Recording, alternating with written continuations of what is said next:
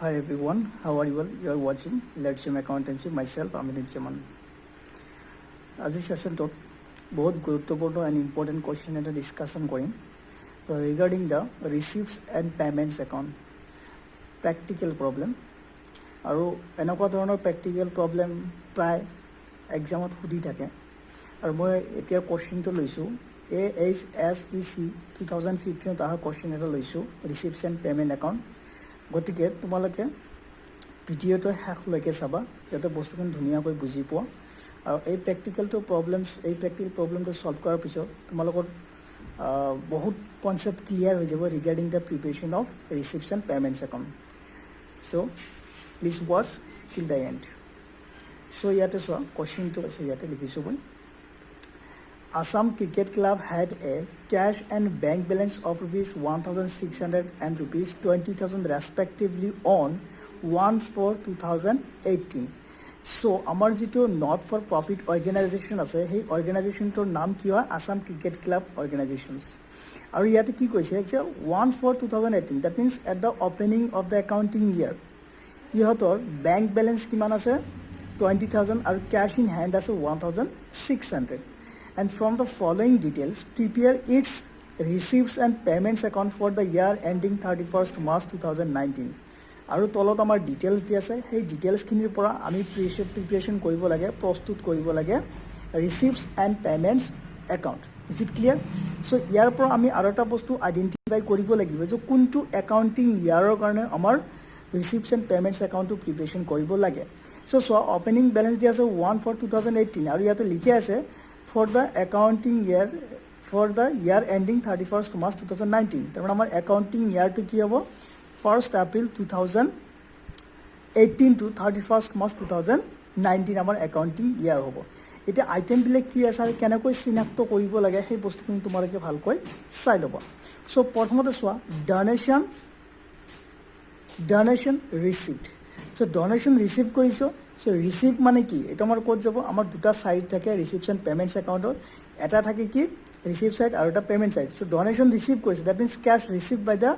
Assam cricket club so' এইটো আমাৰ ক'ত যাব ৰিচিপ্ট ছাইড যাব চ' তোমালোকৰ এটা ডাইৰেক্ট সুবিধা আছে যে কেনেকৈ কৰিবা চ' পেঞ্চিলেদি ডাইৰেক্ট ইয়াতে আৰ বুলি লিখি দিবা তেতিয়া গম পাবা যে এইটো আমাৰ ক'ত যাব ৰিচিপ্ট ছাইডত যাব দেন চ' এণ্ট্ৰেঞ্চ ফি ৰিচিপ্ট অবভিয়াছলি এইটো আমাৰ ৰিচিপ্টছ এণ্ড পে'মেণ্টছ একাউণ্টত আহিব নে নাই আহিব এণ্ট্ৰেঞ্চ ফি মানে যেতিয়া নতুন এজন মেম্বাৰ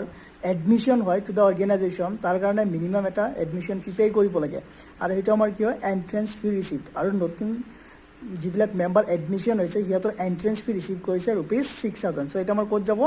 ৰিচিপ্ট ছাইডত যাব ইয়াতে আৰু লিখি দিছোঁ দেন চোৱা কি আছে ডনেশ্যন ৰিচিপ্ট ফৰ বিল্ডিং চ' ইয়াতে ডনেশ্যন আছে ফাৰ্ষ্ট এটা ডনেশ্যন আছে ডনেশ্যন ৰিচিপ্ট আৰু ছেকেণ্ডটো আছে donation receipt for the building তাৰমানে ইয়াতে কি আছে এইটো আমাৰ জেনেৰেল ডনেশ্যন আৰু এইটো আমাৰ কি হয় স্পেচিফিক ডনেশ্যনছ চ' যেতিয়া আমি ৰিচিপ্টছ এণ্ড পে'মেণ্টছ একাউণ্টটো প্ৰস্তুত কৰোঁ at that time whatever the donations is maybe whether it is a specific donations or general donations দুয়োটাই আমাৰ কি কৰা হয় ৰিচিপ্টছ এণ্ড পে'মেণ্টছ একাউণ্টত ৰেকৰ্ড কৰা হয় গতিকে donation receive for the building এইটো আমাৰ ৰেকৰ্ড কৰা হ'ব কোন ছাইডত ৰিচিপ্ট ছাইডত গতিকে এইটো আমি আৰ লিখি দিছোঁ দেন ফাৰ্নিচাৰ পাৰ্চেছ এতিয়া মই যোৱাকালি যিটো যোৱা ছেশ্যনত যিটো মই ক্লাছ কৰিছিলোঁ তাতে তোমালোকৰ ফৰ্মেটটো দি দিছিলোঁ যে ৰিচিপ্টছ এণ্ড পে'মেণ্টছ একাউণ্টৰ ফৰ্মেটটো কেনেকুৱা হ'ব লাগে চ' তাতে মই লিখি দিছিলোঁ যে ফাৰ্নিচাৰ পাৰ্চেছ তাৰমানে এতিয়া কি কৰিছে কেছ পে'মেণ্ট কৰিছে বাই দ্য অৰ্গেনাইজেশ্যন যেতিয়া পে'মেণ্ট কৰিব সেইটো আমাৰ ক'ত যাব পে'মেণ্ট ছাইডত চ' ৰিচিপ্টছ এণ্ড পে'মেণ্ট একাউণ্ট যেতিয়া বনাম এইটো আমাৰ ক'ত যাব পে'মেণ্ট ছাইডত চ' ইয়াতে মই কি লিখি দিছোঁ পি লিখি দিছোঁ P is it clear 18,000 then so' salaries paid for the year 10,500 আৰু চেলাৰিজ পেইড ইন এডভান্স ইয়াতে দুটা বস্তু দিছে যে salary paid for the year তাৰমানে একাউণ্টিং ইয়াৰ 2018 to 2019 কাৰেণ্ট ইয়াৰৰ কাৰণে 10,500 চেলাৰি পেইড কৰিছে আৰু এডভান্স মানে নেক্সট একাউণ্টিং ইয়াৰৰ কাৰণে 2,000 এডভান্স পেইড কৰিছে চ' ইয়াতে কথা হ'ল যে কোনটো আমি ৰেকৰ্ড কৰিম কোনটো আমি ৰেকৰ্ড নকৰিম চ' মই তোমালোকক যেতিয়া ফিচাৰ্ছ কৰাইছিলোঁ features of receipts and payments account তাতে এটা কথা কৈছিলোঁ যে cash received for any years or any periods are recorded in the receipts and payments account যিকোনো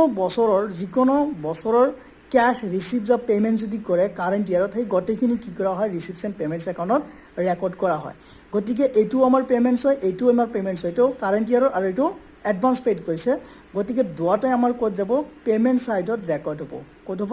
পেমেণ্ট সাইডত ৰেকৰ্ড হ'ব on the credit sides then repair of building কি কৰিছে ৰিপেয়াৰ কৰিছে সো এটো কি হয় পেমেণ্টছ সো এটা আমাৰ ক'ত যাব পেমেণ্ট সাইডত যাব তাৰপিছত চোৱা ৰেন্ট ৰিসিভড কৰিছে সো কেশ ৰিসিভ কৰিছে বাই দ্য অৰ্গেনাইজেশ্যন সো এটা আমাৰ ক'ত যাব ৰিসিভ সাইডত যাব of reception payments account then wages paid এটা কিয় পেমেণ্টছৰ সাইড যাব so payment side of reception payments একাউণ্টত যাব ডাইৰেক্ট গম পাইছে ওয়াজেছ মানে কোনোবাই কাম কৰিছে অৰ্গেনাইজেশ্যনত আৰু তাৰ এগেইনষ্টত সিহঁতক যিটো মাচুল দিছে সেইটো আমাৰ wages paid then sale of all newspaper সেইটো মই কৰাইছিলোঁ ফৰ্মেটত so sale of all newspaper এইটো আমাৰ কি হয় ৰিচিভড হয় সো এইটো আমাৰ ক'ত যাব receive sides of reception payments account then outstanding salary ইয়াত এটা কথা আহিব যে আউটষ্টেণ্ডিং চেলাৰী মানে কি দৰমহা দিব লগা আছে বাট এতিয়ালৈকে দিয়া নাই সো আমি ফিচাৰ্ছ যেতিয়া কৰিছোঁ of what reception payments account তাতে এটা বস্তু উল্লেখ কৰিছোঁ যে only cash transactions are recorded on reception payments account গতিকে আউটষ্টেণ্ডিং চেলাৰী সেটা আমাৰ কোনো ধৰণৰ কেশ ট্ৰানজেকশ্যন হোৱা নাই কেশ পেমেণ্ট কৰা নাই দিব লগা আছে বাট এতিয়ালৈকে দিয়া নাই সো যদি দিয়া নাই সেইটো আমি ৰেকৰ্ড নকৰোঁ so outstanding salary will not be recorded in the reception payment account so ইয়াতে মই কি কৰিছোঁ ক্ৰছ চিন কৰিছোঁ সো তোমালোকে এটা বস্তু মনত ৰাখিবা মই যেনেকৈ গৈ আছোঁ ফৰ্মেটবিলাক যেনেকৈ মাৰ্ক কৰিছোঁ তোমালোকে এক্সামত যদি এই প্ৰচেছটো ফ'ল' কৰা তোমাৰ কাৰণে বহুত সুবিধা হ'ব টাইম সেভ কৰিবৰ কাৰণে এক্সামত আৰু ঘূণ্টিয়াকৈ লিখিব পাৰে কোনো এটা বস্তু মিছ নহ'ব is it clear then depreciation on furniture এতিয়া কোৱাচোন ডেপ্ৰিচিয়েশ্যন মানে কি অৱক্ষয় এতিয়া ডেপ্ৰিচিয়েশ্যনটো এটা আমাৰ কেছ ট্ৰানজেকশ্যন হয় নেকি নহয় নন কেছ ট্ৰানজেকশ্যন সো যদি নন কেছ ট্ৰানজেকশ্যন হয় তেনেহ'লে সেইবিলাক ট্ৰানজেকশ্যন আমাৰ ৰিচিপশ্যন পেমেণ্টছ একাউণ্টত ৰেকৰ্ড নহয় সো এইটো আমাৰ ৰিচিপশ্যন পেমেণ্ট একাউণ্টছত নাহে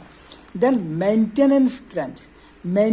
গ্ৰাণ্ট মানে কি আমাৰ অৰ্গেনাইজেশ্যনটো মেইনটেইন কৰিবৰ কাৰণে যিখিনি গ্ৰাণ্ট বা ডনেশ্যন ৰিচিভ কৰিছে সেইটো সো এইটো আমাৰ ক'ত যাব ৰিচিভ ছাইডত যাব maintenance grants then subscription receipt মই কৈছিলোঁ ন আৰু ছাবস্ক্ৰিপশ্যনছ কাকো এইবিলাক মই পিছৰ ক্লাছত লাহে লাহেকৈ বুজাই দিম subscription receipt during the year এটা তিনিটা বছৰ দিছে একাউণ্টিং ইয়াৰ 17-18 দেন 18-19 19-20 8,000 25,000 আৰু 1,000 আৰু ইয়াতো এটা মনত ৰাখিবা আমাৰ কাৰেণ্ট ইয়াৰ কোনটো হয় 2018 to 19 কিন্তু ইয়াতে অকল আমি কাৰেণ্ট ইয়াৰৰ নহয় তিনিটা বছৰৰ ছাবস্ক্ৰিপশ্যন যিমানখিনি আমি ৰিচিভ কৰিছোঁ গোটেইখিনি ৰেকৰ্ড কৰিম কাৰণ সেই একেই কথা আহি যাব that case receive for any periods are recorded in the reception payments so যিকোনো বছৰৰে হওক আমি গোটেইখিনি কি কৰিম ইয়াতে ৰেকৰ্ড কৰিম সো তিনিটা বছৰৰ ছাবস্ক্ৰিপশ্যন যিখিনি ৰিচিভ কৰিছোঁ তিনিটাও আমি কি কৰিম ৰিচিপশ্যন পেমেণ্টছ একাউণ্টত অন দ্য ৰিচিভ ছাইড আমি ৰেকৰ্ড কৰিম is it clear then life membership fee মানে কি যেতিয়া পাৰ্টনাৰবিলাকে এডমিশ্যন লয় সিহঁতক এণ্ট্ৰেঞ্চ ফি দিব লগা হয় আৰু লাইফ মেম্বাৰশ্বিপ মানে কি একেলগে ফিজখিনি দিয়ে মানে যিমান দিনলৈকে সি মেম্বাৰ হৈ থাকিব মাজতে কোনো ধৰণৰ ইয়াৰ ফি দিব নালাগে লাইফ টাইম মেম্বাৰশ্বিপ বুলি কোৱা হয় এইটোক 4,000 আৰু এইটো আমাৰ ক'ত যাব ৰিচিভ ছাইডত যাব অফ ৰিচিপশ্যন পেমেণ্টছ একাউণ্ট আৰু লগতে লাষ্টত আৰু এটা মষ্ট ইম্পৰ্টেণ্ট বস্তু balance at bank on 31st March 2019 okay যাম অপেনিং বেলেঞ্চ পাই আহিছোঁ বেংকৰ আৰু কেছ ইন হেণ্ড দুটাই পাই আহিছোঁ আৰু ইয়াতে ক্লজিং বেলেঞ্চ অকল বেংকৰ দিছে কেছ ইন হেণ্ডটো দিয়া নাই সেইটো আমি উলিয়াব লাগিব আৰু সেইটো কিমান দিছে 1,35,500 ইজ ইট ক্লিয়াৰ আৰু এইটো আমাৰ যাব এই বেলেঞ্চটো ৰিচিপশ্যন পেমেণ্ট ছাইডত যাব এজ এ বেলেঞ্চ CD ছাইডত লাষ্টত আহিব ইজ ইট ক্লিয়াৰ সো এতিয়া তোমালোকে সলিউশ্যনটো চাই ল'বা কেনেকৈ সলিউশ্যনটো কৰা হৈছে very important one by one please চাই ল'বা সো সলভ কেনেকৈ কৰে চোৱা থ্ৰু ফৰ্মেট মই ইয়াতে কৈ দিম প্ৰথমতে আমি লিখিব লাগে name of the organization so অৰ্গেনাইজেশ্যনটোৰ নাম কি আছিল আমাৰ আছাম ক্ৰিকেট ক্লাব লিখিছোঁ কি প্ৰিপেৰেশ্যন কৰি আছোঁ ৰিচিপশ্যন পেমেণ্ট একাউণ্ট সো তাৰপিছত কি লিখিব লাগে receipts and payments account for the year ending কেতিয়া আমি প্ৰস্তুত কৰি আছোঁ ৰিচিপশ্যন পেমেণ্ট একাউণ্টটো date is ending 31st March 2019 ফৰ্মেটটো বনাই ল'বা তোমালোকে আমাৰ কেইটা কলম থাকে 4টা কলম থাকে ডেবিট সাইড দুটা আৰু ক্ৰেডিট সাইড দুটা কলম থাকে ডেবিট সাইড ৰিচিপ্টছ কলম দেন এমাউণ্ট দেন পেমেণ্টছ কলম then amount on credit side so তেনেকৈ মই কৰিছোঁ ইয়াতে আমাৰ প্ৰথমতে মই কৈছিলোঁ যে আমাৰ অপেনিং বেলেঞ্চটো আহে সো অপেনিং বেলেঞ্চ কি আছিল টু বেলেঞ্চ BD আমি পাইছিলোঁ অলৰেডি যে কেছ ইন হেণ্ড কিমান আছিল 1,600 আৰু কেছ এট বেংক আছিল 20,000 সো এতিয়া 1 বাই আমি 1 কৰি যাম তাৰপিছত আমাৰ আহে কি আহে ছাবস্ক্ৰিপশ্যনটো আহে চ' ছাবস্ক্ৰিপশ্যনটো আমি পাই আছোঁ অলৰেডি ছাবস্ক্ৰিপশ্যনটো কিমান আছিলে চোৱা ইয়াতে মই ৰেকৰ্ড কৰিছিলোঁ যেটা আমাৰ ক'ত যাব ছাবস্ক্ৰিপশ্যন ৰিচিভ ছাইডত যাব ছাবস্ক্ৰিপশ্যন ফৰ 2017-18 দেন 18-19 দেন 19-20 8,000 25,000 1,000 চোৱা গোটেইখিনি মই ইয়াতে ৰেকৰ্ড কৰি দিছোঁ two subscription received 8,000 25,000 1,000 total subscription received during the year 34,000 then so donations to saba আমার জেনারেল ডোনেশনস 18,000 দিয়া আছিল এটা মই রিসিভ সাইডত রেকর্ড কৰিছো একদম প্ৰথমতে সোয়া ইয়াতে আছে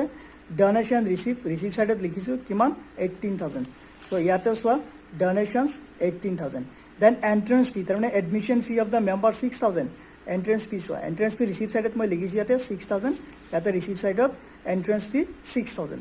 then donations for building specific যেটো আছিল ডোনেশনস ফর বিল্ডিং ইয়াতে আমাৰ দিয়া আছে ডোনেশনস ফর বিল্ডিং মই কি দিছো ইয়াতে রিসিভ সাইডত লিখিছো ন সো ইয়াতে সোয়া donations for building 90,000 then rent received আছিল রিসিভ সাইডৰখিনি আগত কৰিছো মই rent receive so rent received ইয়াতে আছে রেন্ট রিসিভ সাইডত আহিব 1,500 সো ইয়াতে সোয়া rent received 1,500 then to maintenance grant receive কৰিছিল 900 মেইনটেনেন্স গ্ৰান্ট ইয়াতে সোয়া ৰিসিভ সাইডত লিখিছো মই ইয়াতে 900 সো এটা আমাৰ ক'ত যাব to the receive side maintenance grants 900 then life membership fee 4,000 receive কৰিছিল লাইফ মেম্বাৰশ্বিপ ফি সো ইয়াতে আছে সাবস্ক্ৰিপশন একদম লাস্টত আছে life membership fee rupees 4,000 so it is recorded life membership fee 4,000 then sale of old furniture sale of old furniture কিমান আছে cell of old furniture এইটো চোৱা ৰিচিভ সাইডত লিখিছো মই sale of old furniture 900 so ইয়াতে লিখিছো মই sale of old furniture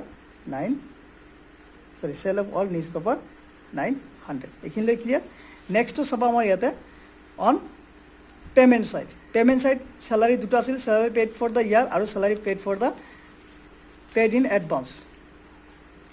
স্যালাৰি paid for the year payment সাইডত যাব 10,500 then salaries paid in advance payment সাইডত যাব 2,000 দুটাই রেকর্ড করা আছে salaries paid for the year 10,500 and salaries paid in advance 2,000 দুটা আছে দেন রিপেয়ার্স অফ বিল্ডিং ইয়াতে চোৱা পেমেন্ট সাইডত লিখিছো মই repairs of building 1,500 repairs of building 1,500 is it clear then furniture purchase কৰিছিল they purchase a furniture of rupees how much সে purchased of furniture 18,000 payment side যাব so